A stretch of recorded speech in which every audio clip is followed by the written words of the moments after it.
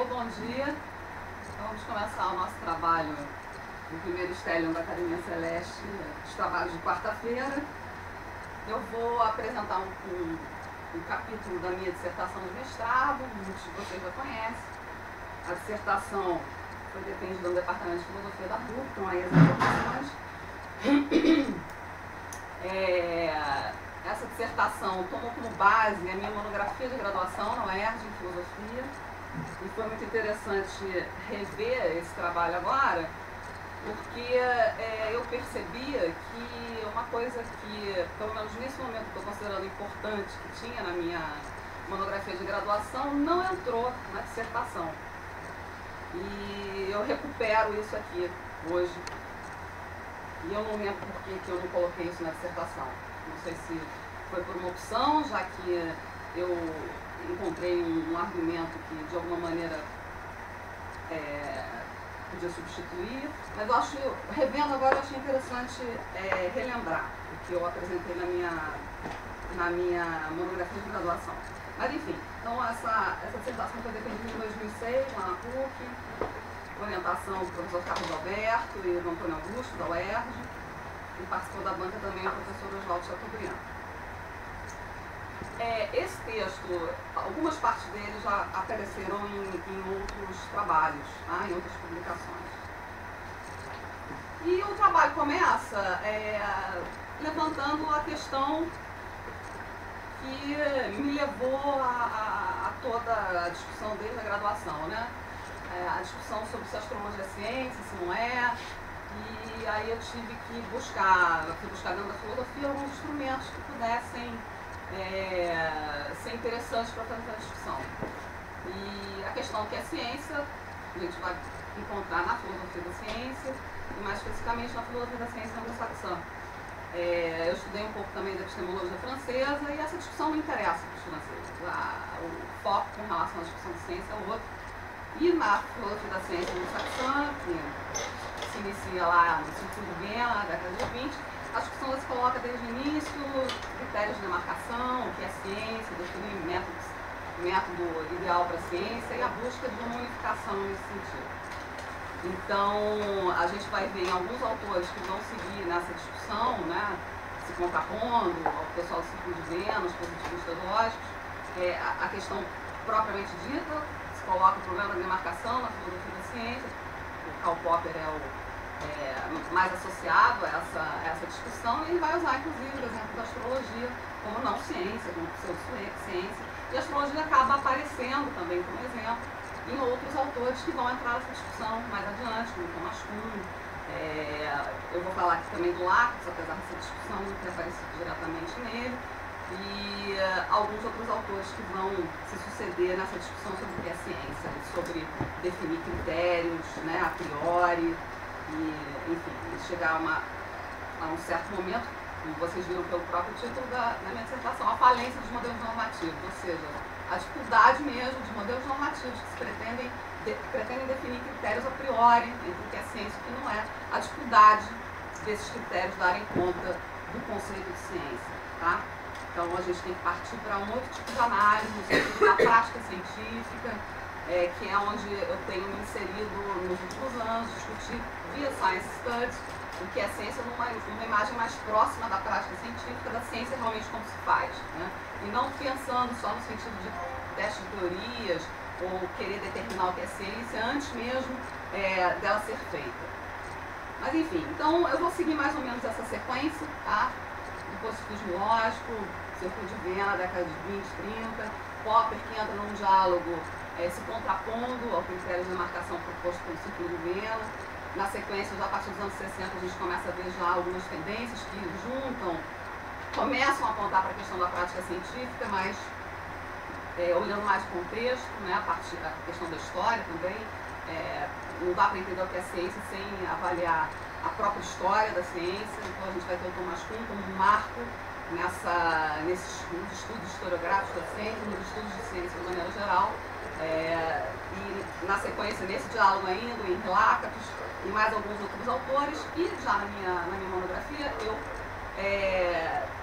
tive a oportunidade de ter acesso a um texto do Taggart, que é um filósofo da ciência talvez menos conhecido, mas que ele publicou um texto que se chama Por que a Astrologia é uma Pseudociência. Então, quando eu encontrei esse texto, para mim foi uma maravilha, porque ele pega todos os autores que eu trabalhei e fala que, de acordo com os critérios deles, a astrologia é ciência. Então, ele fez um trabalho sujo para mim, e aí eu me detive em ver os argumentos dele e tentar desmobilizar os argumentos dele. Tá? Então, o Taggart, ele seguiu mais pela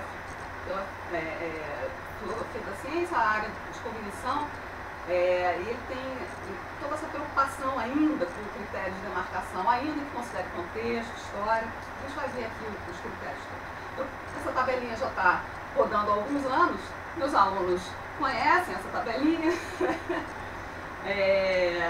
com um resuminho aí dos critérios e dos seus autores. Eu vou tentar falar aqui rapidamente, já que isso aparece em outros textos, e a gente vai interesse em ler a própria dissertação. Então, temos aí, década de 20, o Círculo de Viena, com vários autores, cientistas, economistas, matemáticos, filósofos que se reuniram, muito preocupados com a unificação da ciência, em constituir uma linguagem única e própria para a ciência, uma linguagem pura. Então, eles definem a lógica como sendo, a análise lógica como sendo fundamental para qualificar a ciência. Isso aqui é a princípio.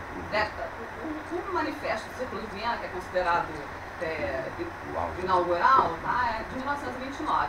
Mas a gente considera aí o Círculo de Viena, os positivistas lógicos, década de 20, 30, mas tem uma repercussão até hoje. Tá? Eu costumo dizer que os positivistas estão por aí. É aí que se funda a filosofia analítica, inclusive. Tá? O pessoal do Círculo de Viena. Muita gente hoje acha que filosofia é lógica. Isso começa aí. Tá? Então, eles vão propor o método indutivo e análise. São empiristas, tá? Positivistas ou empiristas lógicos. Então, método indutivo e análise lógica. Para ser científica, uma teoria tem que se submeter a esse critério. Tá? Então, tem que falar lógica, né? Essa é a preocupação deles com a linguagem, porque a linguagem natural é sujeita a todas as ambiguidades que a gente conhece. Então, para eles, isso não tem como garantir o rigor da ciência. Então, precisamos de uma linguagem comum. Eles têm toda essa preocupação com o caráter colaborativo da ciência, né? E essa linguagem, então, é a lógica, o método indutivo. E temos, então, o primeiro critério de demarcação para a gente começar esse exercício aqui. Então, esse critério é de verificabilidade. Para ser ciência, uma coisa tem que ser verificável empiricamente, tem que passar pela análise lógica e pelo método indutivo. O Popper, também vienense, ele discordava completamente da proposta do Círculo de Viena. Ele vai falar, de fato, a ciência precisa de um critério, né, demarcar o que é ciência e o que é não ciência. Ele está muito preocupado, o exemplo que ele usa, além da astrologia, é a psicanálise e o marxismo. Tá? Então, para ele, nenhuma dessas três disciplinas é científica e precisamos, então, segundo ele, de um critério que realmente as retire do domínio da ciência. E esse critério é a falseabilidade. Tá? Então, ele acha que a verificação empírica não dá conta, tá? O método para a ciência é o hipotético dedutivo, e uma disciplina para ser científica tem que ser falseável e não verificável. E o que significa isso? Você tem que colocar uma teoria em condições de ser falseável. Então, ao mesmo tempo que se propõe uma teoria, você tem que propor também em que condições ela poderia ser falseada. Você tem que fazer previsões, além das previsões do que pode acontecer numa situação de teste, previsões daquilo que não pode acontecer e que, se acontecerem, falseariam a minha teoria. São chamados falseadores potenciais. Tá? Então, para o Popper, isso é uma questão de honestidade intelectual. É um pouco de ceticismo até, né? Na ciência. Então, isso, na verdade, eu diria que hoje é uma posição que, de alguma maneira, até se sobrepõe quando a gente fala em ciência hoje, de imagem de ciência. Muita gente que está familiarizada com essa ideia do falseamento fala sobre isso, né? Mas a gente vê essas duas coisas meio que se juntando, né? O rigor e o logicismo, o positivismo lógico e o falseacionismo. A gente sempre percebe no argumento das pessoas que não se detêm nessa discussão, né? Juntando essas duas coisas. Mas são absolutamente opostas. Então, são métodos diferentes que estão sendo propostos para a ciência. Um é método indutivo, o outro é o método hipotético dedutivo. Tá? Então, propõe-se uma hipótese e vamos testá-la, fazendo previsões do que pode acontecer e do que não pode. O cientista não tem que buscar verificar a sua teoria. O Popper considera que verificar não é algo muito difícil. Tá? O difícil é tentar falsear, é propor condições em que aquela teoria poderia ser falseada. Então, para ele, isso é fundamental na prática científica. O Kuhn, ele vai, então, em 1962, ele publica A Estrutura das Revoluções Científicas, considerado best-seller da filosofia da ciência. Quando completou 50 anos, agora em 2012, várias publicações focaram pelo mundo em comemoração aos 50 anos da estrutura, novas publicações do livro também, novas edições. E o Kuhn, ele se insere nessa discussão, propõe o conceito de paradigma, que hoje está mais do que difundido, não exatamente no sentido que ele gostaria, mas é um pouco da discussão que a gente teve ontem sobre textos que vão se transformando ao longo do tempo, sentidos e conceitos que vão se transformando ao longo do tempo. Depois você publica um livro e não é mais teu. Isso aconteceu com a estrutura. Mais adiante ele vai tentar rever, inclusive na edição que a gente tem em português aqui no Brasil, no pós-fácil, foi escrito 7 anos depois, ele revê vários conceitos, inclusive o conceito de paradigma. Tá? Ele não define, paradigma é isso. Ao longo do livro já mapearam mais de 20 definições do conceito de paradigma. Então, mas enfim, independentemente do que ele gostaria, o fato é que o termo paradigma ganhou aí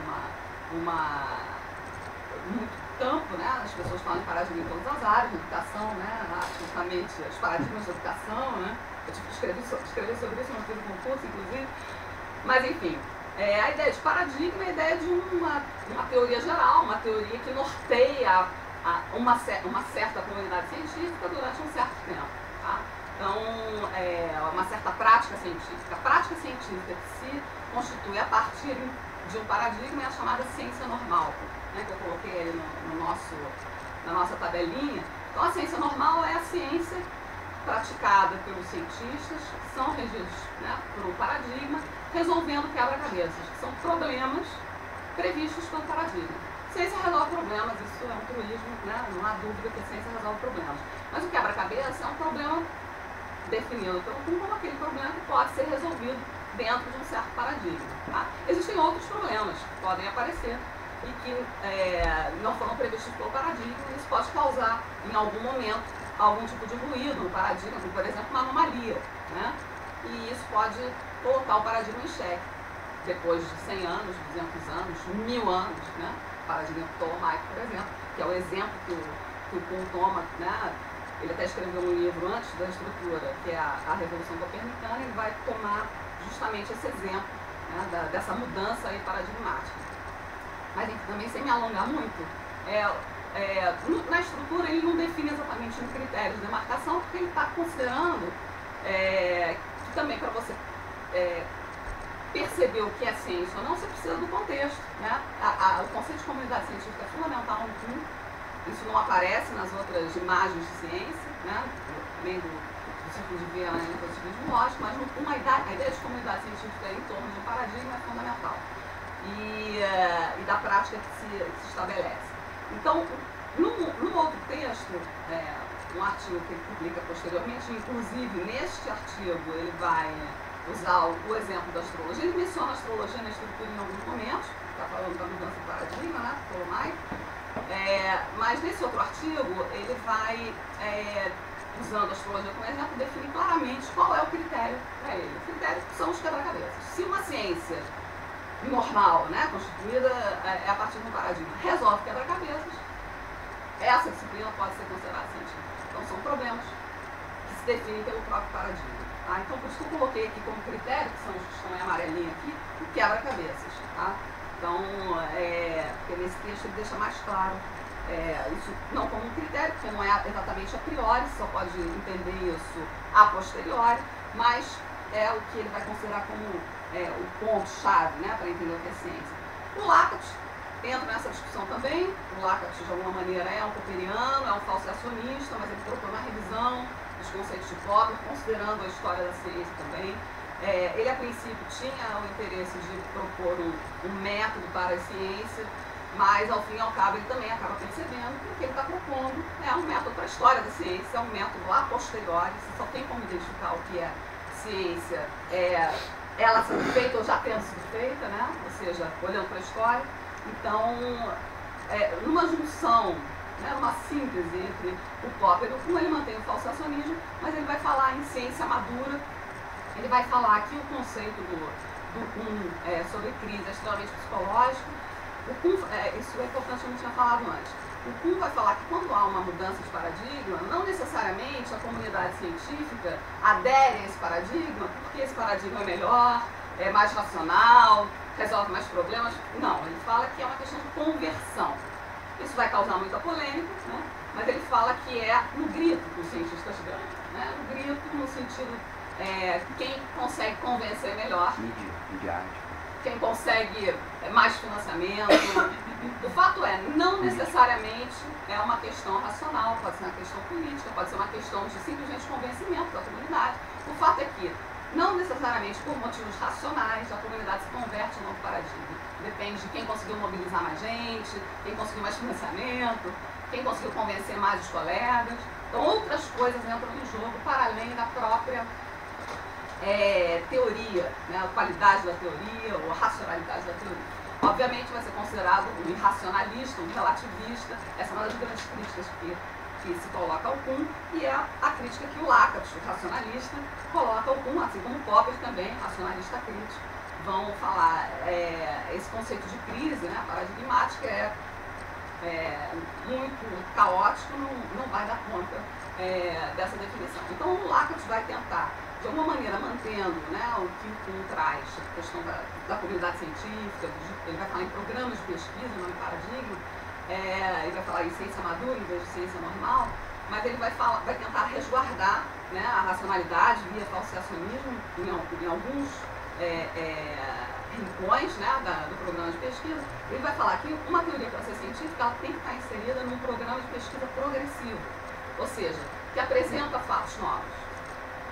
E é isso que vai garantir a racionalidade do programa de pesquisa. Então, não tem nada de racional, de relativismo na proposta do Lakatos, ao contrário do que o Kuhn propõe. Então, é mais ou menos, aqui eu também incluí as críticas que eles se fazem mutuamente. O Popper considera o critério de verificabilidade amplo demais em determinados aspectos, porque incluía coisas como astrologia, por exemplo, que pode ser verificada empiricamente, o marxismo e a psicanálise também, e ele considera restrito demais em outros aspectos, porque boa parte da ciência contemporânea não poderia ser verificada empiricamente. Tá? Então essa é a crítica que o Popper faz ao positivismo lógico. O Kuhn vai falar que o que o Popper fala em relação ao falsacionismo só acontece nos momentos de revolução. Tá? Então, nos momentos de... que eu coloquei aqui embaixo. Tá? Só nos momentos de mudança de paradigma que acontece aquela descrição de ciência que o Popper propõe.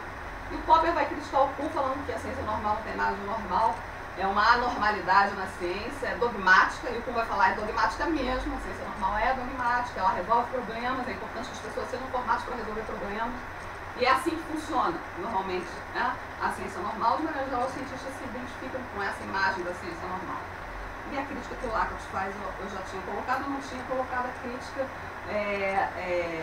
que não só o Lakatos, mas o Kuhn, o Feyerabend e outros autores vão colocar à falseabilidade do Popper, é que, na prática, uma teoria falseada quase nunca é abandonada. Então, segundo o modelo esquemático do Popper, uma teoria, quando é falseada, ela é abandonada. Tá? E se ela passa nos testes, ela é considerada corroborada e ela continua em teste, sempre buscando falsear.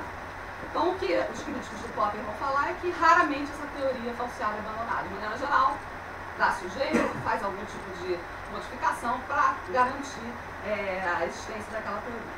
Bom, então isso, acho que me alonguei demais, mas enfim. O Taga, que normalmente não aparece nessas discussões, mas, como eu disse, escreveu um texto importante para a gente, né, porque a astrologia é uma pseudociência, ele propõe um outro critério que ele pretende que dê conta do recado. É um critério tríplice, que além de considerar teorias, né, como a gente viu nesses critérios anteriores, o que está sendo, mesmo no Kuhn, apesar de ele estar falando em história, em contexto, em paradigma, o que ele está considerando é a avaliação de teorias, né? Paradigma é uma teoria, é uma maxi-teoria, né? Engloba outras teorias. Então, o Taggart, além da questão teórica, ele inclui também contexto e a questão da comunidade também, no critério dele. E formula mais ou menos assim, segundo a minha tradução. Uma teoria ou disciplina que pretenda ser científica é pseudocientífica se e somente se, 1. Ela tem sido menos progressiva que as teorias alternativas há bastante tempo, enfrenta muitos problemas não resolvidos, mas, 2. A comunidade de praticantes faz poucas tentativas de desenvolver a teoria no sentido das soluções dos problemas, não demonstra preocupação com as tentativas de avaliar a teoria em relação às outras e é seletiva ao considerar confirmações e negações. Então, que coisa familiar. Zoologia. Exatamente. Mas, assim, eu peguei esse critério, eu vou mostrar mais adiante, e tentei desmobilizar esse critério também, tá? E ver, apesar de a gente ser bastante crítico, né? Vocês sabem como eu sou bastante crítica com relação à comunidade científica, eu acho que essa generalização não dá para ser. Mas eu vou mostrar para vocês isso, só para vocês terem uma ideia, como esse critério de alguma maneira considera outras coisas que os anteriores talvez não considerem. E esse critério foi proposto na década de 70, né, em 78, e alguns anos depois, em 93, ele publicou um livro em que ele mesmo faz autocrítica. E foi isso que eu usei na minha dissertação. Eu usei a própria autocrítica do Taggart, falando que o critério dele também não dá conta, é problemático, é restritivo demais. Ele fala assim, o critério tríplice, teoria, comunidade e contexto, de Taggart, também, isso sou eu falando, né? Ele é insuficiente, e aí ele vai propor a ideia de perfil de contraste entre ciência e pseudociência. Ele faz lá algumas categorizações, ou seja, ele enfraquece um pouco a noção de critério, tá? A ideia de que é alguma coisa que você vai identificar a priori com relação a um certo domínio.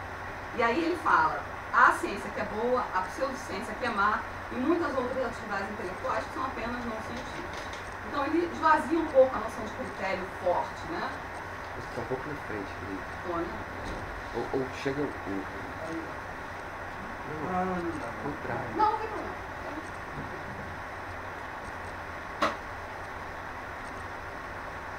E aqui eu só apresento também, só para constar, algumas novas tendências na filosofia da ciência, nos estudos sobre a ciência, para além dessa preocupação com definir critérios para incluir ou excluir determinadas áreas, tá?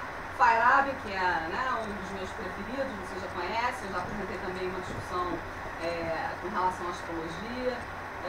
Ele vai falar que não há como definir critérios absolutos de cientificidade, esses critérios são insuficientes, não dão conta. E para mim, o mais importante que o Feyerabend traz para a nossa discussão é o que há de tão especial na ciência. Para o Feyerabend, a ciência é um saber como outro qualquer. Ela não é melhor do que outras formas de conhecimento, que outros sistemas de pensamento. Quando eu falo outro qualquer, parece que eu estou diminuindo ou fazendo pouco caso da ciência. Não é o caso, ele não é anti-ciência, eu também não sou. O fato é, por que tem que ser científico para um saber ser reconhecido? Né? Então, essa questão acho que é muito importante também para a gente considerar. Então, o Feyerabend também é contemporâneo, tá? Do Kuhn, do Lactance, era muito amigo do Lactance, inclusive, escreveu um livro chamado Campo Neto, né? Eu diria que, apesar de ele ter sido muito xingado de racionalista, né? Ele propõe uma nova racionalidade para a ciência, uma racionalidade talvez contextualizada, regional, tá? Cada um no seu quadrado, vamos dizer assim, né? A partir do Kuhn também, pelo fato dele considerar toda a questão da comunidade científica, a gente vê que o estudo das relações sociais na ciência, a sociologia da ciência, ela ganha um impulso muito forte a partir dos anos 60 e a gente chama isso de uma virada sociológica. Já existia a sociologia do conhecimento, a sociologia da ciência, os sociólogos clássicos, mas a partir dos anos 60 se costuma dizer que é antes de Kuhn e pós-Kuhn, né? Os sociólogos da ciência começam a usar as ideias que o Kuhn apresenta na estrutura como base, né, porque eles estão construindo nesse momento que é o chamado programa forte. Ou seja, as teorias, isso é um pouco a ver com o que a gente estava discutindo ontem também, elas são absolutamente produto da sociedade. Tá? Então, isso para o programa forte da Sociologia da Ciência, que vigorou durante um bom tempo, até hoje, né, os sociólogos que ainda são adeptos, né, do programa forte. Mas com o Science Studies, a partir dos anos 80, a gente começa a ver que há uma tendência a querer juntar não só a filosofia da ciência, a sociologia da ciência e a história da ciência. Ou seja, as disciplinas científicas, as teorias científicas, elas não são únicos, exclusivamente produtos da sociedade. Elas têm, obviamente, né, o seu conteúdo empírico, tem todas as suas questões filosóficas envolvidas e a história também. Então, há uma tendência interdisciplinar no Science Studies, que é o último ponto aqui, toda a questão com relação à prática científica, como se faz a ciência tal qual se faz, é muito importante, publicado em Portugal, que está sendo objeto de nossos estudos aqui agora, no grupo Science Studies. São vários artigos de autores do Science Studies, e em busca de uma imagem mais realista da ciência, não só olhando para a teoria. Eu quase pulei aqui o Laudo, também é um filósofo da ciência, que vai discutir muito com essa ideia de que as ciências são exclusivamente causadas, né, ou produzidas, produtos sociais, produtos culturais. Tá? Então ele vai falar em tradições de pesquisa, eu acho interessante que ele propõe também toda essa noção de tradição de pesquisa, eu acho interessante para a gente pensar também a astrologia, no final da minha dissertação eu falo sobre isso, e ele vai falar sobre a inviabilidade de critérios de demarcação também. Tá? Ele vai falar sobre a imprecisão, né, da noção de pseudociência. Então, ele também vai falar sobre essa questão, e eu acho que nos ajuda, de alguma maneira, a pensar melhor as práticas científicas. Então, eu finalizo a primeira parte, né, da dissertação mostrando a dificuldade de definir esses critérios a priori, sem considerar o contexto, a história, etc. E já encaminhando, né, para a falência desses modelos normativos e, consequentemente, para o seu vocabulário, que inclui ciência, pseudociência, né, uma certa conotação ruim, né? E quando eu proponho o estudo do caso da astrologia, né, na segunda parte, eu vou basear, né, nesses critérios que são apresentados. É claro que eu conto um pouquinho da história da astrologia, eu conto um pouquinho como eu entendo, né, a astrologia como linguagem. Na dissertação, na versão inicial, eu tinha feito um arremedo lógico, mas que no final eu acabei cortando. E finalmente eu aplico, né, toda essa questão dos critérios ao caso propriamente da astrologia. E aí eu produzi essa tabelinha que eu já adiantei quando eu estava falando na anterior, e como o Taggart me auxiliou, porque todos os critérios apresentados ele considera que, segundo todos esses critérios da astrologia e ciência, esses critérios não são suficientes. Aí ele propõe aquele critério que a gente já viu e enquadra a astrologia como pseudociência com esses 4 itens aqui. Tá? O primeiro, a astrologia não é progressiva, né? Então isso cairia pelo critério dele. Ele diz que de maneira que mudou pouco e nada foi adicionado à sua capacidade explicativa desde os tempos de Ptolomeu. O segundo ponto para enquadrar a astrologia é que problemas com a precessão dos equinócios estão pendentes. Eu não aguento mais isso aqui, né, realmente ninguém merece. Né? O terceiro ponto, há teorias alternativas de personalidade e comportamento disponíveis desde o século XIX, né? Ou seja, está tratando a astrologia como uma teoria de personalidade e comportamento. E aí o interessante é que, segundo esse terceiro ponto aqui, a astrologia só deixa de ser ciência a partir do século XIX, com o advento, né, da psicologia, etc. O quarto ponto é que a comunidade de astrólogos geralmente não se preocupa com o tratamento de problemas pendentes ou com a avaliação da sua teoria em relação às outras. Esse é o mais difícil para a gente desmobilizar, mas eu acho que a gente tem que considerar. Desculpa, fica curioso, porque ao mesmo tempo que a gente vê a capacidade reflexiva dele no que tange aos problemas da demarcação do conceito de ciência, ao mesmo tempo falta esse pensador no entendimento do que seja astrologia. Exatamente. Porque se ele soubesse o que é astrologia, ele não poderia ter dito que ele disse no item 3. No item 2 também, né? Não, desculpe, no item 2. No item 2, pra mim aquilo acaba. Ele está Qualquer sendo possibilidade sucedido. de trabalhar com... A análise dele é precisa científica. Ele não conhece astrologia. Exatamente. Né? Isso, e o pior de tudo é que, enfim, né, acabou que ele publicou um artigo, né, que saiu num periódico de filosofia, não só ele, mas vários outros, e não só filósofos, cientistas também. A gente está careca de ouvir esse problema, né? Precisamos dizer que nossos não é um problema, já está lá no Ptolomeu a questão resolvida. Então, assim, é o tipo da coisa que eu não tenho mais condição de tratar, né? Então, isso realmente é muito ruim. Eu tento, então, desmobilizar. Isso eu fiz na minha dissertação e eu não sei porquê, eu não incluí isso. Eu fiz na minha monografia e eu tirei isso da dissertação. Talvez eu tenha achado que ele próprio já tenha desmontado os argumentos com a autocrítica que ele faz anos depois desse artigo. Mas relendo agora, que bom que eu pude fazer esse exercício, gente, é fundamental. Eu acho fundamental ter esse diálogo que eu faço com esses 4 pontos. Tá? Então, aí, enfim, ele fala que a astrologia mudou pouco. Então, eu acho... Mudou pouco. O que é mudar pouco? Né? Então tem um problema conceitual aí. O que é mudar pouco? Como é que você pode falar que a astrologia mudou pouco desde Ptolomeu? E depois que a gente lê o segundo ponto, a gente vê que ele não conhece realmente a astrologia, ele não tem como falar sobre isso. Eu estou inclinado a concordar com que a astrologia mudou pouco? No que tange ao fato de que nossa astrologia é profundamente ptolomaica. Sim, mas ser ptolomaico não significa que mudou pouco. Você ser um platônico significa que mudou pouco a história da filosofia? A tradição de 2000 anos em cima de Platão mudou pouco? Os estudos de Platão? O que você faz é a mesma coisa que fez, sei lá, Plotino? Não é a mesma coisa. Mudou pouco? Não dá, saca? Mas o pior, pra mim, é com relação à entropia. Né? Não, aí eu não discuto.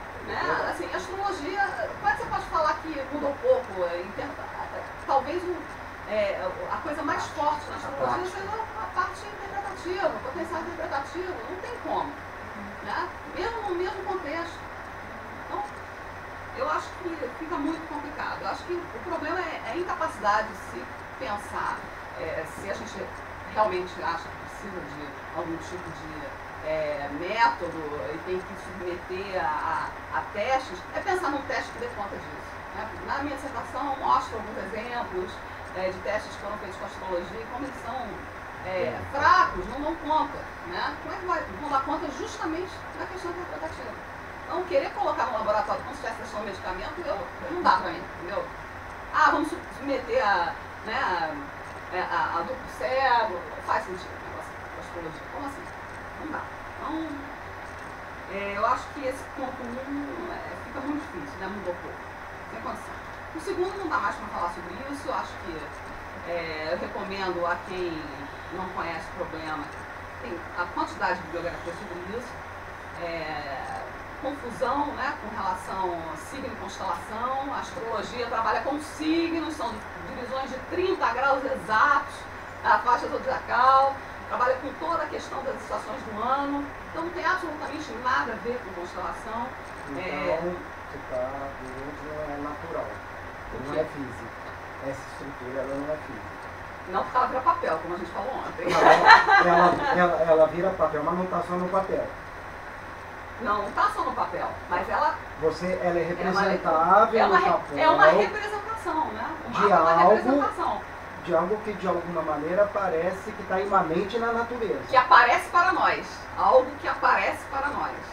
Tá? Então o status dessa coisa que é importante para a legitimação da astrologia é algo que é representado no papel e que de alguma maneira não é natural, mas parece que é imanente à natureza. Mas assim, o zodíaco não é natural. Né? Isso é uma invenção nossa, é uma representação. Se as constelações são representação, os signos mais ainda. Mas essa representação, ela continua a mesma. Sim, ela continua a mesma. É o mesmo sistema métrico, vamos dizer assim. Então, essa mesma régua, esse mesmo sistema métrico que a gente toma por referência e que a gente representa no papel, e que é aquele que sustenta toda essa relação que o astrólogo se apropria dela. Não é? Esta coisa por mais que ela não exista fisicamente, ela é a nossa referência. Sim, e ela é sim, imutável. sim, sim. Para a astrologia, essa é a base do sistema astrológico, sem dúvida. Você acha então que mudou pouco se aplica nesse caso? Não, agora a questão não é nem é a questão função, natural, é a questão natural. Claro, do físico. Não, mas eu continuo achando que é a mesma coisa. Não, eu só estou querendo saber que objeto é esse. Porque o status dele, ora, do modo como a gente fala, parece híbrido, né? Sim, ora sim, parece só representado, ora não é natural, ora é algo que não é natural, mas é representável, tá entendendo? Na verdade, aqui a discussão é entre o que acontece. Normalmente... Desculpa, porque quando a gente fala em universo, a primeira coisa que vem à mente, pelo menos minha, é um conglomerado de objetos materiais de formas distintas e diversas que estão aí como um gano de espaço infinito. Né? A outra coisa é quando a gente fala cosmos. Porque, dado que cosmos está diretamente ligado à noção de ordem, que cosmos é um todo ordenado, esse objeto que se apresenta, pelo menos na minha mente, ele já não é físico. Ele já é quase matemático, porque é um todo que tem uma ordem. Né? Então, assim, é como se fosse uma diferença entre algo que é natural e físico e uma abstração que é feita sobre esse físico. Tá entendendo? Me parece que se toma por referência, quando se leva em consideração a astrologia tropical, que é a precessão dos equinócios, o que se está em jogo é exatamente o cosmos, não o universo. Se tem buraco negro, se tem a estrela de manto, ou seja lá, isso não faz diferença. O que importa é que é um sistema que consegue essa estrutura inviolável. E essa estrutura inviolável que parece que interessa para a astrologia tropical. E é uma estrutura inviolável porque é um sistema que foi criado por nós. Né? Pois é. E uma representação. Essa representação, esse sistema que foi criado por nós, torna variável a relação que há entre a eclíptica e o zodíaco, entre o círculo celeste e o zodíaco e a eclíptica? Não. Porque há ali um ponto, este ponto não é físico. De fato, não. Ou seja, o zodíaco e a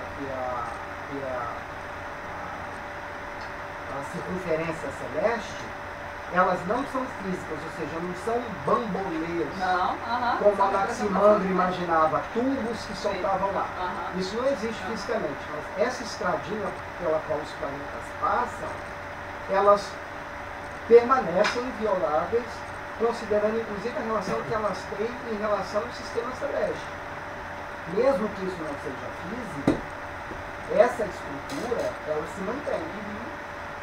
Então, assim, por mais que a gente tenha dado o nosso imaginário uma representação a isso já é uma representação, Edil. Isso já é uma representação. Eu sei que isso é uma representação, só que eu estou dizendo que, independentemente disso ser uma representação, independentemente disso não ser físico, isso é uma coisa. Claro, é uma coisa. E esta coisa não é inventada assim. Não é arbitrário. Não é arbitrário. Ou seja, os pontos vernais não se dão entre Capricórnio e Peixe. Sim, não, é uma estrutura, como você nem falou. poderia dar, porque inclusive não forma nenhum ângulo de 180 graus. Então, assim, existe uma estrutura que ela não é uma construção cultural, ela não é um arbítrio. Ela é algo sobre o qual estamos até hoje tentando dar uma representação que a gente considera legítima, mas essa estrutura, ela existe. Sim, porque existe no futuro. Não tem dúvida. Eu acho que essa discussão é muito importante, porque na medida que a gente consegue pelo menos ver que diferença há, eu aqui, imaginando agora, entre o universo e o cosmos, e na medida que a gente legitima o fenômeno da precessão dos equinócios e dos pontos vernais, quer dizer, na medida que a gente legitima essa estrutura, eu acho que a gente tem algo a nosso favor. Pelo menos, para matar essa dor de cabeça, não tem mais sentido de se manter em pé. Isso é uma coisa realmente lamentável. Quando alguém vem com esse argumento, a gente já olha assim, não dá para conversar. Não dá, porque aí fica difícil. Ou seja, a pessoa não fez o dever de casa, né, para apresentar esse tipo de problema. Então, só para seguir e já finalizando, né, então, o terceiro ponto, você já, né, na hora que eu falei que ele reduz, né, a astrologia a uma teoria de comportamento e personalidade, né, ignorando todas as outras possíveis aplicações, como a gente viu ontem, né, já no Tetrabiblos, astrometeorologia, enfim, né, astrologia política, astrologia mundial e coisas do gênero, né, e sem falar que a psicologia tem seus próprios problemas, né, problemas, inclusive, até mesmo de afirmação, de identidade, várias dificuldades, né, uma ciência nova, e a gente, são incomparáveis, né, são disciplinas, são áreas com seus próprios objetos, então não dá para fazer essa comparação, essa restrição, né, que ele faz. E o quarto problema, talvez o mais cabeludo para a gente, que é crítico, né, com relação à comunidade astrológica, é um pouquinho mais cabeludo, mas de qualquer forma, né, o fato de ele considerar que as comunidades astrológicas não estão preocupadas em resolver os problemas de astrologia, a gente vê de fato um pouco disso, né, em outros interesses para além de discutir astrologia, né, essa discussão que a gente está fazendo aqui é coisa rara, né, e ele acaba tomando como base aquela ideia de comunidade científica que a gente vê descrita pelo Kuhn e que a gente conhece muito bem, que são comunidades científicas organizadas, que têm financiamento, que têm toda uma estrutura que a astrologia não tem, né? A partir de um certo momento ela deixou de fazer parte do saber oficial, então simplesmente não tem. A gente está aqui muito por conta própria, né? Por amor ao nosso objeto de estudo, né? E não porque a gente tem, por um acaso até fizemos a parceria com um grupo de pesquisa de Science Studies da UEM para poder viabilizar, né, um pouco desse evento, mas é por nossa conta e risco, né? Tivemos algumas bolsas, né, de pesquisa, mestrado, doutorado, conseguimos também algum financiamento para projetos de pesquisa, mas isso aí, assim, com muito sacrifício, né? Então, não que seja fácil, né? A política científica é complicada, a gente sabe dos problemas que tem,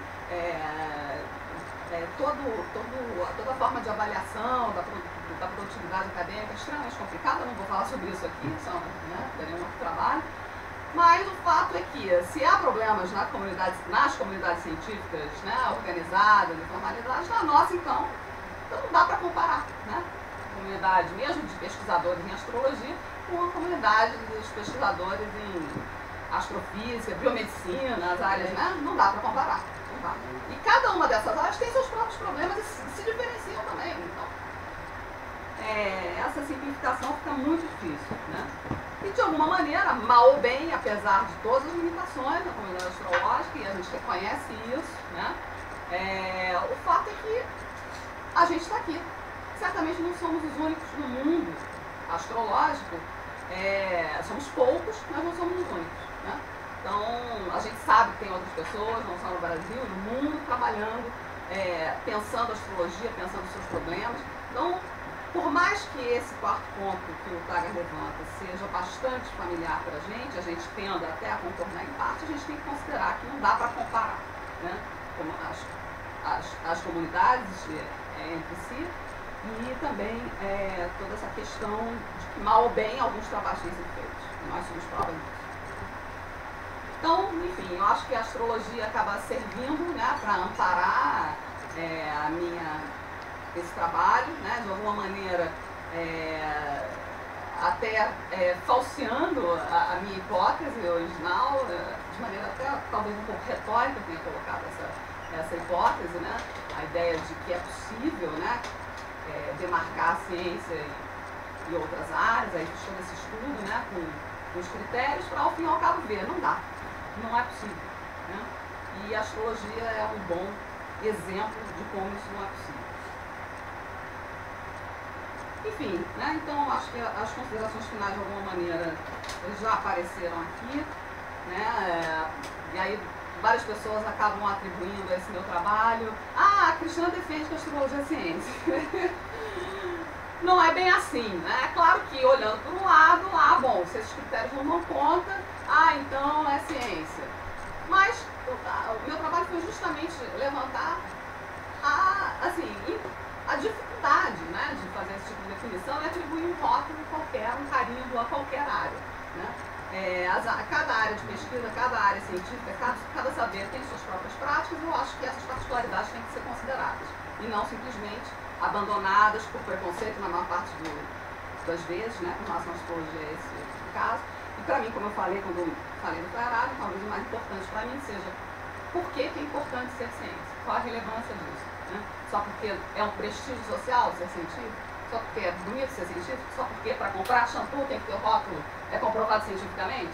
A gente vai ganhar mais dinheiro. Vai ganhar mais dinheiro? Talvez. Enfim, uma das questões que eu também levanto, né, na dissertação é que, por critérios puramente epistemológicos, como a gente viu, fica muito difícil, né, produzir uma imagem de ciência decente. E a questão da demarcação acaba se justificando, não como uma questão epistemológica, mas como uma questão política, né? Então, no sentido de organizar currículos, organizar as áreas de conhecimento, fazer política científica, e aí isso nada mais é do que, né, uma martelada na mesa, isso é, aquilo não é, e acaba sendo sempre meio que na decisão, né, dos grupos de força e não necessariamente por algo implícito ao conhecimento. Então não há nada na astrologia que, evidentemente, né, da forma como a gente está pensando aqui a astrologia, que a torne inferior a outras formas de saber. Então é essa questão que eu acho também importante. E evidentemente também eu não estou falando, né, aqui eu já tinha mencionado a questão do Laudan, né, pensar a astrologia como uma criatura histórica, pensar em termos de tradições de pesquisa, com seus próprios objetos, né, no sentido de se distinguir, inclusive, da astronomia, né, seus próprios problemas, seus métodos. Então, talvez o Laudan, com a ideia de tradição de pesquisa, nos interesse mais. Mas, enfim, também eu acho que a questão dos rótulos pouco importa. E, evidentemente, eu não estou me colocando contra a ciência. Eu acho que a questão da filosofia da ciência como modelo normativo aqui não funciona, né? Eu acho que também esse trabalho nos serve para pensar que a ciência não é esse saber ascético, universal, puro, livre, né, das coisas do homem, como eu coloco ali, né? Então, não existe, né, isso nem na ciência, né? O que vai acontecer na astrologia. E, obviamente, o terceiro ponto, acho que também é importante, né? Acho que é importante a gente também desmobilizar o dogmatismo, né? Não só da ciência, mas também da astrologia. E aí também a agenda da filosofia da ciência, uma filosofia da ciência mais filosófica, né, nesse sentido político, pensar a ciência como construção do homem, não algo dado, né? E a construção de verdades, né? Claro, pensar a astrologia de maneira crítica e integrada a outros saberes, de maneira interdisciplinar, enfim, né, nesse diálogo com outras formas de saber. Aí minhas referências, que vocês também já conhecem, vocês têm lá no texto. Acho que eu falei demais, né? Posso então fazer uma observação? Sim, vamos falar. Vamos conversar. Assim, a primeira escuta que eu faço do meu trabalho, né, digamos assim, a primeira interpretação que eu faço dele é de que, então, para a comunidade astrológica, ficaria, e para a comunidade astrológica, é sem sentido entrar nesse debate sobre a cientificidade da própria astrologia, porque você acaba demonstrando todos os problemas na demarcação dessas fronteiras, né? Então é como se a comunidade astrológica não precisasse entrar nesse debate. Pelo menos então, eu estou colocando desse jeito porque, apesar de eu reconhecer que por essa perspectiva de que seja ciência ou não ciência, realmente fica completamente sem sentido entrar nesse debate, ao mesmo tempo, uma das coisas que fica subtendida no critério de cientificidade, como você tem que dar no final do slide, é a discussão crítica sobre aquilo que se pratica.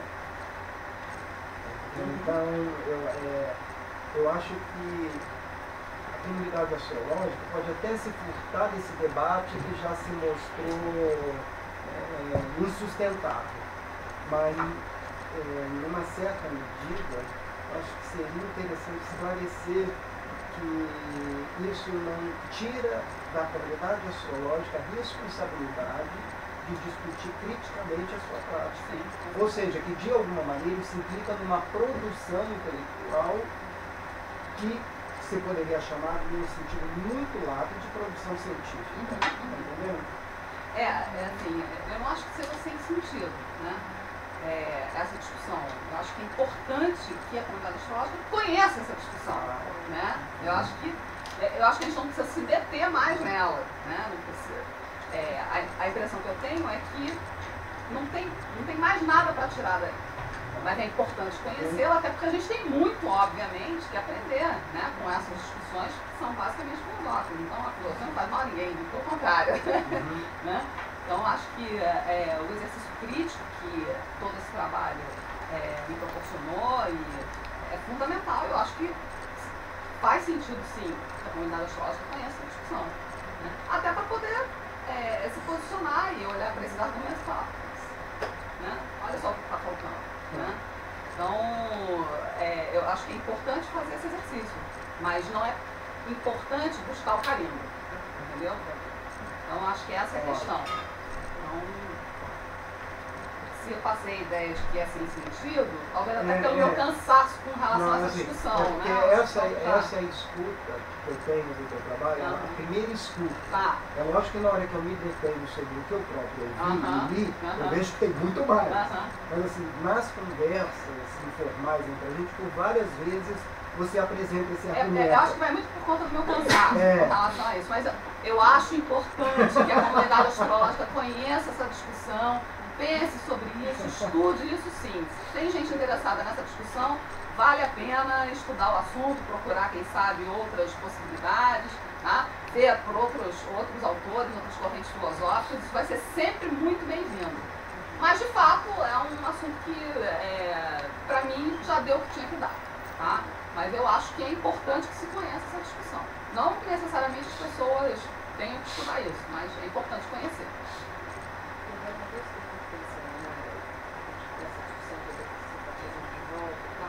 Também acho que talvez a questão não seja buscar o selo de ciência, né? Porque acho que não passa por aí, né? E eu acho que a questão ela passa sempre muito mais por uma reflexão de, ok, vamos pensar enquanto comunidade astrológica que produz conhecimento, qual que é então o nosso objeto? Isso. Qual é de fato o nosso método? Quais são os nossos conceitos? Né? O que é casa astrológica? Como é que a gente pode sair da agenda negativa, né, e ir para uma agenda positiva. Essa área. Quer dizer, na minha ingenuidade, isso é exatamente a criação de uma ciência. No sentido mais lato possível. Tá entendendo? Quer dizer, fazendo isso, né, dando nome aos bois e sabendo que toda essa nomenclatura está se referindo a algo que é unívoco e não equívoco, a gente começa a eliminar uma série de confusões que existem dentro da própria comunidade. Exato. E acho que a questão nem vamos definir um conceito de casa astrológica, mas ainda vamos mapear quais são, como é que são usados, né? Que técnica é essa? Porque até isso a gente está frágil. Por exemplo, tudo bem, posso até concordar que a gente não tenha que definir que seja casa única. Posso até concordar com isso, mas, por exemplo, é muito interessante ver que o mesmo predicato é atribuído à casa, ao signo e às vezes até ao planeta. Se são três coisas distintas, elas só podem ser no mínimo análogas, mas não podem ser a mesma. Então, assim, a gente precisaria saber com muita clareza e distinção o que é a casa, que não é o signo, e que também não é o planeta. Então, essas distinções entre...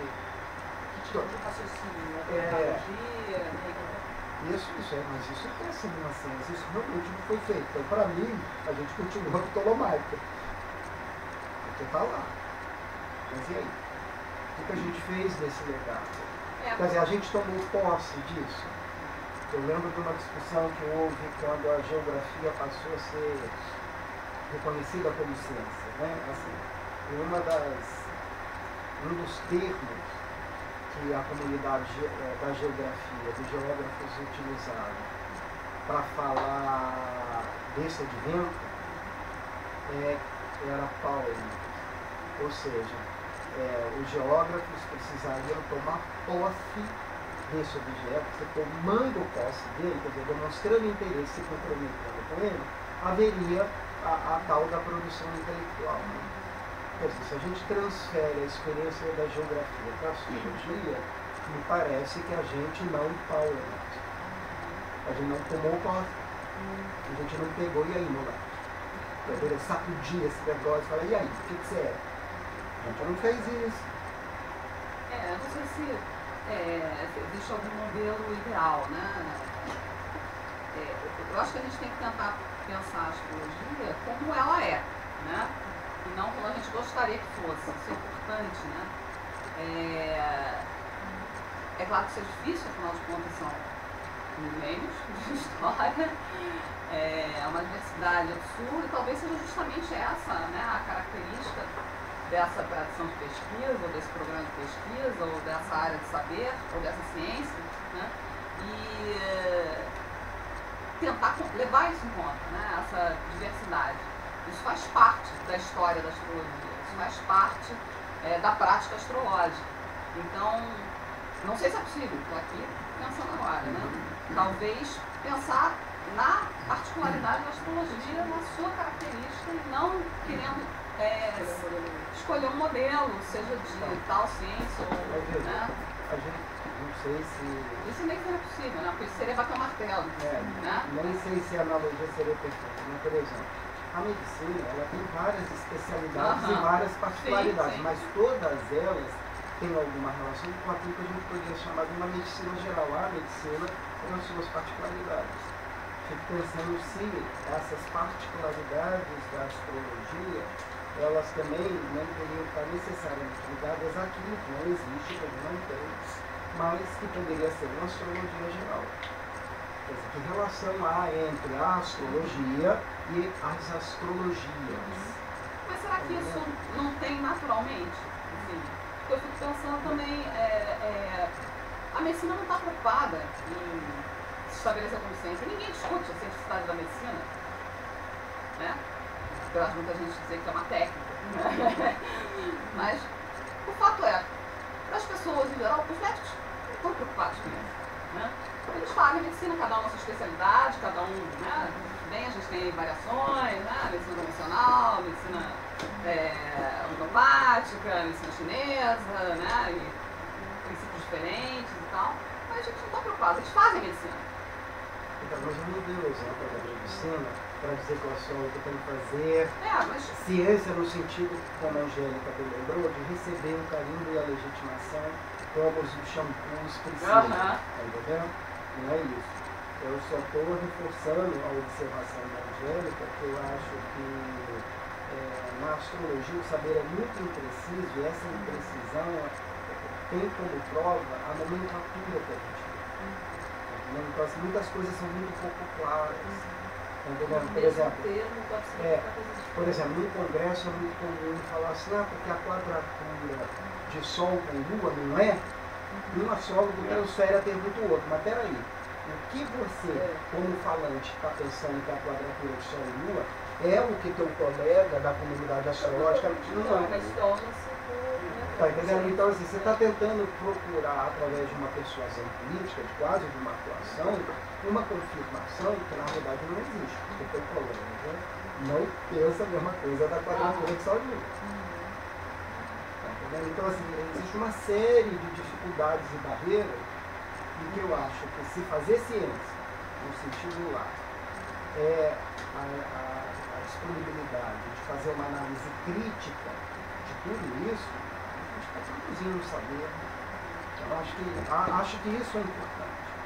Eu acho que isso ela é sistematizada, que a buscar uma sistematização da astrologia, talvez da prática, de fazer a astrologia, como se faz a astrologia, e se as pessoas estão fazendo de fato a astrologia. Uma coisa que ficou na minha cabeça já há muito tempo, uma aula do Sérgio Mortari, falecido, desenvolveu o trabalho da astrologia médica no Brasil.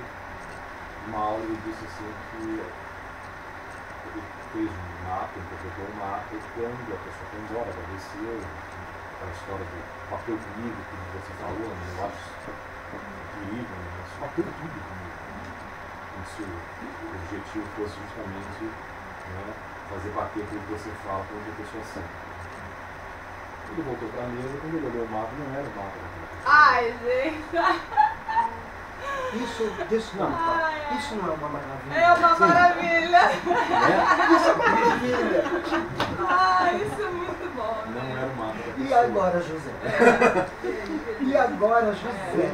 Quer dizer, que não Ele é... falou que ele falou que Não, Não, mas a a pessoa não estava assim, não ficou sabendo. ligou a pessoa depois. Não, isso mesmo.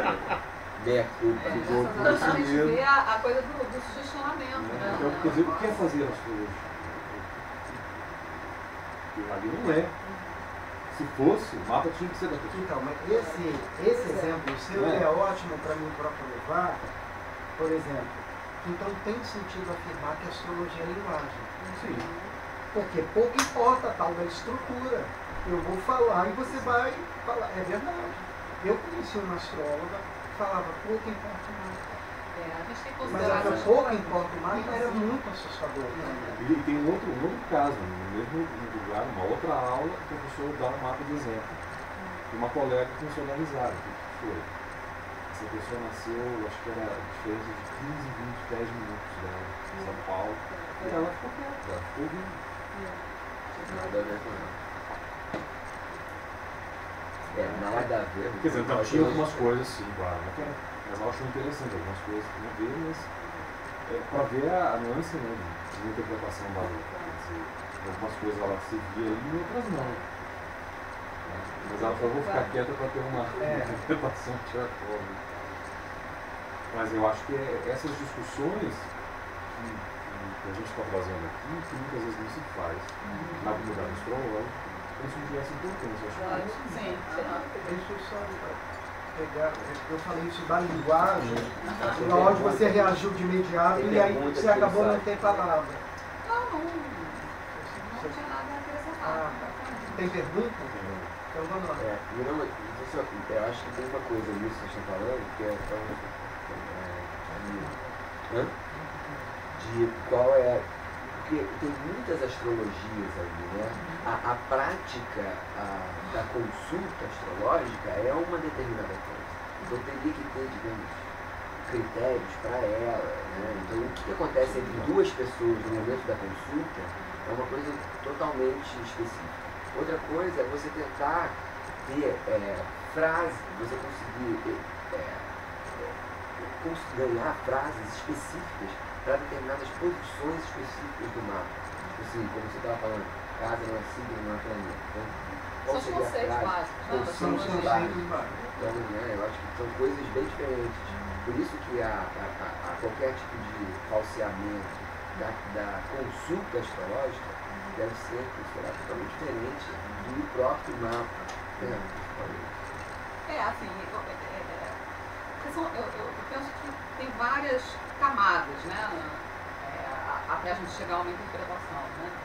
Então, eu estava até conversando sobre isso com o Celor, quando a gente estava falando da leitura de mapa para sua tese até, né? Você tem, enfim, você tem uma leitura inicial, vamos dizer assim, né? A posição.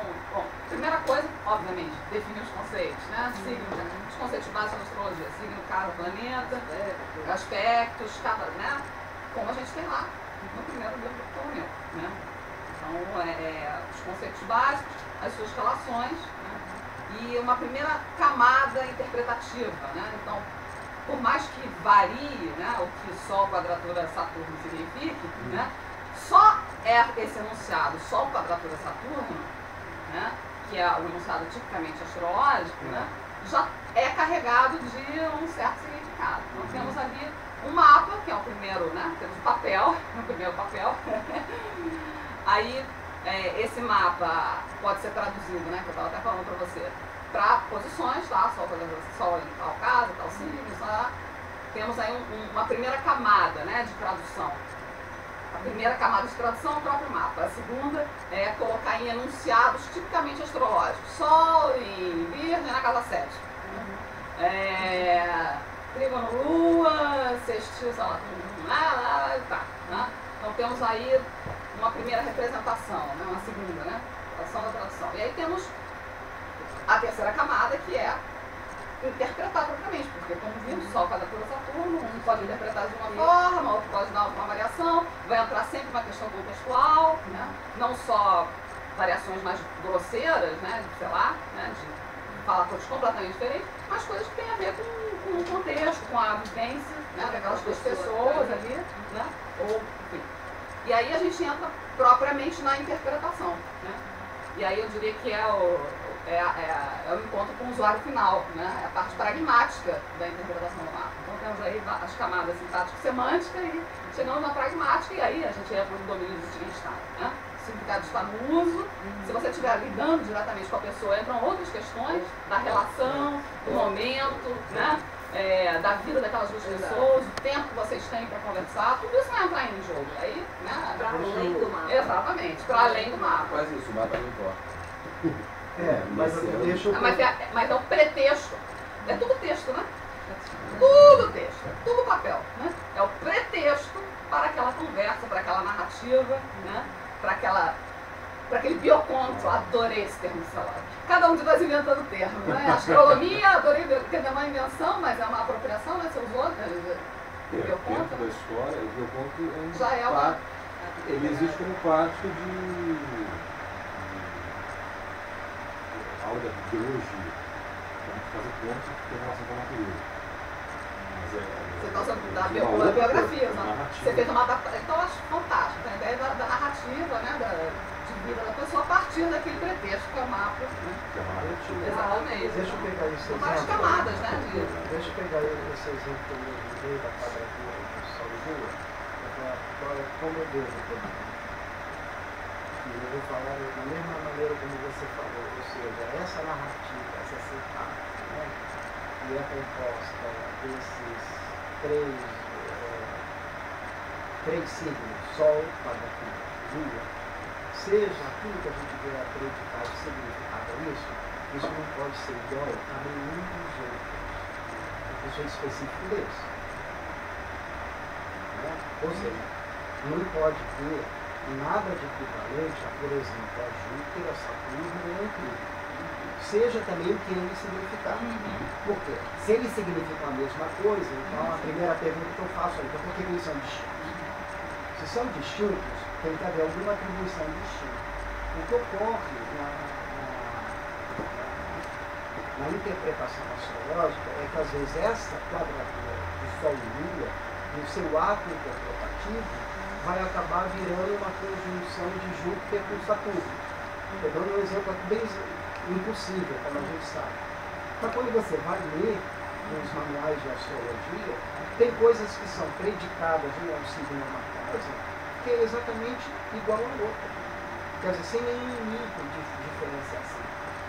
É nesse sentido que eu concordo com você, temos um problema, e eu acho que isso é uma coisa que precisa... E esse é um problema que não é de hoje, né? O próprio Ptolomeu já fala, né? Com relação ao fato de você ter astrólogos incompetentes, né? Esse termo, né? Não significa, nesse termo que dura, não significa que a astrologia seja ruim por causa disso. Você tem as dificuldades da própria pessoa que está fazendo essa leitura, nesse momento, né? Essa última camada, essa última leitura. Porque você pode ter problema em todas as etapas, né? Desde a hora de fazer o mapa, pode ter problema ali. Né? Pode ter problema na hora de fazer a primeira tradução, a segunda tradução, a terceira. Vai ter problema em todas as etapas, pode ter problema em todas as etapas. Mas essa é a mais problemática e mais conhecida, né? Se confirmou o problema nenhum. Talvez tenha uma etapa. Porque tem a ver com a capacidade de leitura, né? Eu acho que é uma leitura que está diretamente ligada àquilo que o astrólogo entende que é a relação dos astros com a alma. E essa coisa chamada personalidade é uma camada composta de várias coisas, ou seja, a gente tem a parte propriamente genética e física, a gente tem a parte da herança familiar do berço, a gente tem a influência social e histórica, a pessoa que vem até você fazendo a consulta, né, ela é essa personalidade. Quando você vai dizer que esta personalidade, esta alma, tem uma relação com os astros, a que você está atribuindo a relação com os astros? é a personalidade inteira ou só uma parte dessa personalidade? Sendo uma parte, aí veio a pergunta, qual delas? Qual delas? É o inconsciente? Sendo inconsciente, de que inconsciente tu falas, ó Bruno? É corporal? Tá, então assim, eu acho que além dessa problemática da nomenclatura, está subtendido um problema maior que é, afinal, no que tange a astrologia psicológica, a astrologia geometria, né? A relação dos astros com a psique é uma relação que está pressuppondo o quê? Aí que a gente vai ver a nossa diversidade. E basicamente o que a gente tem de astrologia, de fixação de casa, de signo, está na faixa, né, do globo. Lá nos extremos não tem, por exemplo, fazer um mapa para alguém que está lá na aldeia. No Polo Norte. Ou no Polo Norte. O que a gente vai usar para falar de Cada 2 é tipo mais. sim, mas e também o que ela Para casas significa. iguais, não. Além disso, o que ela significa para eles, que às vezes não pode ter sentido nenhum. Sentido nenhum, principalmente e as coisas estão mudadas mesmo. O que é isso para eles? Isso o próprio Ptolomeu fala, né? Você tem que conhecer é o contexto. Exatamente, isso é fundamental. Se você não conhece o contexto, você não. E o que me incomoda um pouco também, ela está falando, é a tal da palavra transformação. Ela começa passando por uma transformação. Perdeu o sentido, que nem fala completamente, você atribui a Plutão, mas pode ser Urano também, pode ser Netuno. Eu acho que essa sistematização que ele fala, me lembra de volta a fala do Carlinhos, que ele dizia assim, se Netuno, no trânsito, por exemplo, tem disparador ali, sensibilidade, confusão e tal, é isso. Não pode ser Urano. Não pode ser Plutão, não pode ser Saturno. Quando a gente falar do mapa, o que está passando ali para amanhecer, em ângulo, essa sensibilidade florada, o Urano está passando ali. Mas se tivesse Plutão ali também seria. Exatamente. Para justificar. Acho que essa sistematização é fundamental. E eu acho que não tem isso. Pelo menos na que a gente vê, grosso modo, não há isso. Eu acho que isso é fundamental. Eu acho que pensar a astrologia é fundamental. Eu acho que falta uma filosofia da astrologia, né? Pensar a questão. Agora eu estou mergulhando na filosofia da biologia, por exemplo. Aliás, problemas muito próximos, tá? Darwinismo, a discussão sobre darwinismo, a aceitação do darwinismo como ciência, tem problemas bem próximos. Mas enfim, uma das notas é com a filosofia da biologia, e eu acho que hoje em dia se fala muito disso, filosofia da biologia, filosofia da física. Exatamente, filosofia da astrologia, eu acho que é justamente isso, é pensar os conceitos. Exatamente, pensar a astrologia. Agora de novo. Ou uma astrologia da astrologia. Não necessariamente para a prática. Não necessariamente. Pode até ajudar a prática, mas por acaso até. E eu acho que até um ponto importante ali que o tocou, da astrologia. A gente já está fazendo isso. Ela não dá conta de tudo. Sim, O exatamente. Ptolomeu. Isso. E o que a gente vê, às vezes, uma tentativa dela dar conta de tudo. Ela tem que explicar tudo. Se eu tropeçar ali, apontar no mapa, ou qualquer coisa que acontece no mundo tem uma explicação astrológica. Quer dizer, o efeito astrológico é um deles. É isso? É um deles. A gente tem que ter essa habilidade. Ela não dá conta. E o interessante. Ela pretende dar conta. Ela não dá conta. Eu acho que já existe uma filosofia da astrologia em Manílios e em Ptolomeu, pelo menos, né? Talvez em alguns outros, certamente não no Versos Vargas, porque até onde eu sei, né? Mas certamente em Manílios e Ptolomeu, talvez em Ptolomeu, não sei. Sim, e aí a outra, só para ficar no que a gente falou até agora, porque ali você tem já a preocupação com essa definição. Exatamente, com a definição dos conceitos, sem se preocupar com a parte pragmática, com o uso, com como vai ser essa interpretação. Né? Mas você tem ali diretrizes gerais, né, para interpretações básicas desses conceitos sozinhos e na sua relação também. Você já tem ali essas relações. Exatamente. Então, eu acho que ali já tem, vamos dizer assim, os fundamentos de uma filosofia da astrologia. E claro, estudar eles é fundamental, antes de chegar. Tem um autor chamado Ben Hall, tem um livro chamado Filosofia da Astrologia. Ah, é? Esse nosso livro. Bibliotecário da academia. Tem o livro aí? Cadê? Tá aí. E a questão também, porque como é que isso é colocado, né? Porque às vezes a filosofia da astrologia, talvez, não necessariamente... Não parece nada muito... Pois é, não necessariamente é nesse sentido, né? Qual é a pergunta que tem? Eu não sei quanto tempo a Cristina tem aí. São 10h39. Tem pergunta? Tem pergunta? Tem. Não, era uma indicação, uma sugestão de leitura, super legal. Bochado, Eduardo Bochado.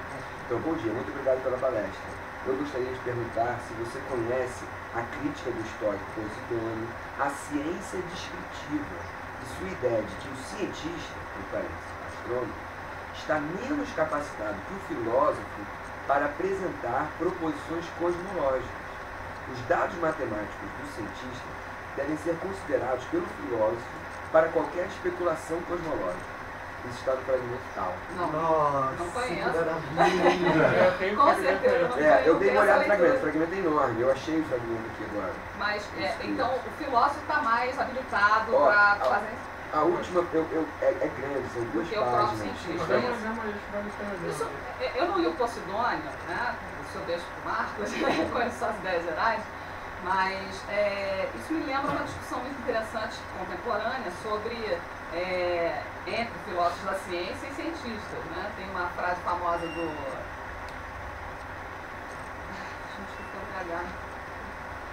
o nome daquele físico, um dos pais da nanotecnologia, Feynman, né? Feynman. Enfim, ele tem uma frase interessante que ele foi convidado para uma palestra sobre ciência e tal. Aí alguém perguntou para ele, mas professor, o que é ciência? Você deve ser ciência. Eu faço ciência. Então vai muito nesse sentido, eu acho, né? Isso é coisa para filósofo pensar o que é ciência. Não me interessa, eu faço ciência. Então, na verdade, é interessante, né? Isso é interessante porque é uma discussão da filosofia da ciência, do science studies. Os cientistas não precisam dessa discussão. Essa discussão é meta-científica, seja história da ciência, filosofia da ciência, sociologia da ciência, science studies, ou o que for, são estudos sobre a ciência. Né? Para alguns, se pretende científica, como o pessoal do programa forte da sociologia da ciência. Mas assim, o fato é, você tem as pessoas que fazem ciência, você tem pessoas que até podem ser consideradas também cientistas, numa certa perspectiva de ciência, mas que estão pensando a ciência, fazendo meta-ciência. A ciência precisa disso? Com certeza não. Ela pode perfeitamente existir sem as nossas discussões sobre ciência. Né? Então, e muitos cientistas vão se dedicar a fazer meta-ciência, tá? A pensar a ciência também, mas isso não é obrigação do cientista. Né? O filósofo faz isso melhor? Bom, há controvérsia. Né? O filósofo, o historiador ou o divulgador da ciência, ou seja lá o que for, tá? Faz isso melhor do que o cientista? Há controvérsia. Muita gente hoje discute quem é que vai fazer, por exemplo, a divulgação da ciência. É o cientista? É o jornalista científico? É o filósofo, o sociólogo, o historiador da ciência? Eu acho que passa um pouco por essa... Quer dizer, essa discussão não está em Posidônio. Muito obrigada por essa contribuição. Não sei se é exatamente assim. Talvez seja... Acho que tem isso sim, o filósofo e o cientista. Mas, só lendo o último parágrafo aqui, acho que dá para entender em inglês. Oi? Está na página 79. Está no Facebook? Não, eu baixei no Scribd. Baixei o livro dos fragmentos de Posidônio. Está no Scribd. Aí achei aqui o fragmento 18, que é Simplício comentando a física de Aristóteles. É grandão, mas acho que um parágrafo aqui vai dar para entender, pelo menos no finalzinho aqui. Eu vou ler rápido.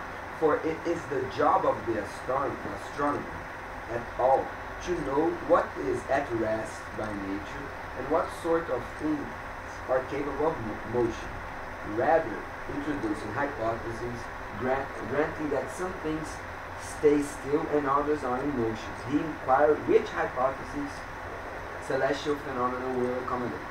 He must take principles from the natural philosopher, that the movements of the stars are simple, uniform, and orderly. And through these principles, he will demonstrate that the rhythmic motion of all the stars revolves in circular fashion, with some moving in parallels and others... Mas o nosso natural, nessa altura, não é... Bom, tudo bem que nessa altura não há essas distinções, né? Mas quando a gente pensa em física, por exemplo, né, até recentemente era chamada de filosofia natural, né? Assim como a biologia era a história natural, né? Então eu não sei se especificamente aí a gente pode fazer a atribuição desse desse nome filósofo natural ao filósofo, porque ele era físico também, né? Ele está chamando aqui ele está falando astrônomo, parece que pega certos pressupostos do filósofo e trabalha com aqueles pressupostos, mas é o filósofo que vai pensar esses toda a estrutura, né, do pensamento. Ele até dá o exemplo aqui, o Heráclito Pôntico propõe que the sun stands still somehow. E apparent anomaly foi outro, né, que falou que o Sol aqui estava parado e a Terra se move. E aí vê o que acontece. Parece que o astrônomo calcula o que acontece depois de certos pressupostos que o filósofo dá. E também tem essa questão de como a astronomia, nesse momento, né, até se transformar em astrofísica, a astronomia tinha basicamente essa função de medição, né? Então, tem toda essa questão da medição. Ou seja, pensar os pressupostos não era exatamente a tarefa, né, do astrônomo. Na verdade, eu não gosto dessa distinção. É que nesse trecho, a distinção está sendo feita entre o que é o filósofo e o que ele está chamando de cientista. Então, na realidade, é aquele, o primeiro, que especula, e o outro, que no caso é o que está calculando. E ele está mostrando essas diferenças. Né? E está atribuindo ao primeiro, por conta da sua capacidade especulativa que caracteriza o filósofo, de ter um vislumbre de certas coisas que aquele que é só o cientista, que só calcula, não vê. Que é só ótimo. Porque ele está estabelecendo uma hierarquia de valor. Por isso que eu estou falando. Sim. É o só. Eu acho que é difícil fazer essas divisões, né? Eu não consigo ver, apesar do que eu estabelecido o cientista normal, né, como sendo aquele que resolve problemas, né, e não aquele que está pensando assim, porque tem essa distinção ali, especificamente no fundo, né? O cientista normal é como se fosse o cientista aplicado, que ele está resolvendo os problemas que já foram pensados e propostos pelo paradigma. Enquanto que o cara que está fazendo a ciência extraordinária, no período de crise, de transição, ele está fazendo filosofia. Ou seja, ele está sendo crítico, especulando, pensando no novo paradigma, pensando em possibilidades. Ele não está só resolvendo os problemas dos quebra-cabeça, os problemas já previstos, né? Então, eu não consigo ver na prática científica essa distinção. Acho que a filosofia faz parte a especulação faz parte da ciência, né? Não existe ciência sem especulação, sem filosofia, né? Então, essa distinção na antiguidade eu acho mais complicada ainda. Mas, assim, eu acho que não dá para a gente pensar no astrônomo sem fazer essa especulação também. Por mais que a gente pense na astronomia como disciplina, como sendo aquela que faz as medições, enquanto que a astronomia hoje a gente pensa, né, na astrofísica, né, em termos de acho que a medição também existe ainda, né, mas quando se fala em astronomia hoje, na verdade já tem uma tensão com relação a isso, né, de maneira geral eles querem ser chamados de astrofísica, né, depois você questão com relação à formação, mas não vou falar disso aqui agora, com relação à própria natureza física, né, dos astros, enfim, um outro tipo de estudo completamente diferente da astronomia antiga. Mas eu não consigo ver uma prática científica, ainda que antiga, né, porque quando a gente fala de ciência na antiguidade, não é evidentemente o mesmo sentido da ciência moderna, muito menos a ciência contemporânea, tem outras características, né, a quantificação e coisas do gênero. Eu não consigo pensar a prática científica sem especulação, sem ciência. Não, é verdade, mas é muito interessante que nesse fragmento o autor já tente demarcar fronteiras. Não, é interessante ver isso já, sem dúvida, ver essa discussão no Ptolomeu. Bom, mas a gente vê até no Ptolomeu já há também, né? Começa falando das ciências, que fazem problemática da astronomia. Eu acho que isso faz parte, de uma certa forma, da nossa forma de pensar, de tentar organizar o pensamento, sistematizar, né? Colocar em caixinhas para poder entender, para poder dominar, né? Para poder dar conta. Mas eu não sei se historicamente, né, a gente pode. Eu acho que a gente não ganha muito fazendo essa distinção. Né? E quando eu estou falando agora em filosofia da astrologia, eu estou falando em algo que há a posteriori. Né? Porque a astrologia já se faz. E essa filosofia que deu os fundamentos, ela já se faz. Tem se feito. Talvez tenha se feito antes, inclusive, também. Né? Mas quando eu falo agora em fazer uma filosofia da astrologia, ela é a posteriori, aquilo que nós temos agora. Né? É como a filosofia da biologia que existe hoje, ou da física e tal. Né? Você trabalha com. Você pode trabalhar com as mudanças conceituais ao longo do tempo também, juntando a história da ciência. Mas quais são os conceitos hoje da biologia? Quais são os conceitos hoje da astrologia? Como eles estão se mudando, foram mudando ao longo do tempo? O que se se manteve, como é que são as diferenças em várias práticas astrológicas, em vários domínios. Então, acho que é mais nesse sentido que eu penso na filosofia da astrologia. Pensar na filosofia da astrologia hoje seria nesse sentido. Uma astrologia que nós temos hoje. Né? A astrologia não se faz. Pensar um pouco com science studies. Né? E não dá para recuperar essa que se fazia antes, né? Quando a astrologia estava se constituindo na Grécia, se sistematizando. Né? Claro que são ferramentas fundamentais, né? A leitura desse material, para poder entender até mesmo como a astrologia se fazia, o que significava os conceitos, para poder avaliar se houve alguma mudança conceitual. Né? Então, acho que é um trabalho de arqueologia total. Né? Porque, por exemplo, na prática que se faz, boa parte das vezes, o planeta que está no signo pode, por esse astrólogo, seguir como um signo seguinte. E a gente sabe que o Ptolomeu é uma barreira. Tem pessoas como eu, que, na verdade, os meus critérios são absolutamente pragmáticos. Tá? É claro que o Sol até Saturno não é exatamente pragmático, acho que tem uma questão da visibilidade que é fundamental na astrologia, para definir regência e tal. Não vou entrar nessas questões agora, mas, assim, tem algumas questões que simplificam o modelo. Tá? Então, eu acho que. Eu não quero complicar mais o modelo, eu acho que já tem problema suficiente. O Eduardo colocou um comentário. Na verdade, o cientista nesse texto pode ser o astrólogo. Quem calcula é o astrólogo. O filósofo da astrologia que vai repensar os modelos. É mais ou menos como a gente está falando. O astrólogo é alguém mais prático, né? O filósofo da astrologia. Eu acho que porque eu estava tratando. Tanto faz se é o astrólogo ou o astrônomo, né? Você tem o filósofo que de alguma maneira está ali amparando a constituição de uma ciência que está se formando, que está sistematizando, isso é uma coisa. Eu considero esse filósofo cientista também, tá? Está especulando e criando essa ciência.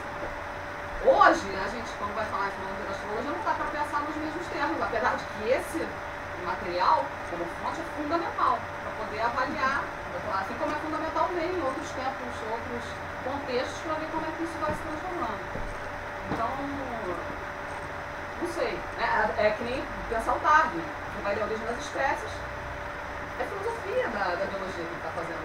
Então é um cientista que tem todo um trabalho empírico, o tempo inteiro falando lá dos pombos, dos cachorros, das coisas que cansam, né?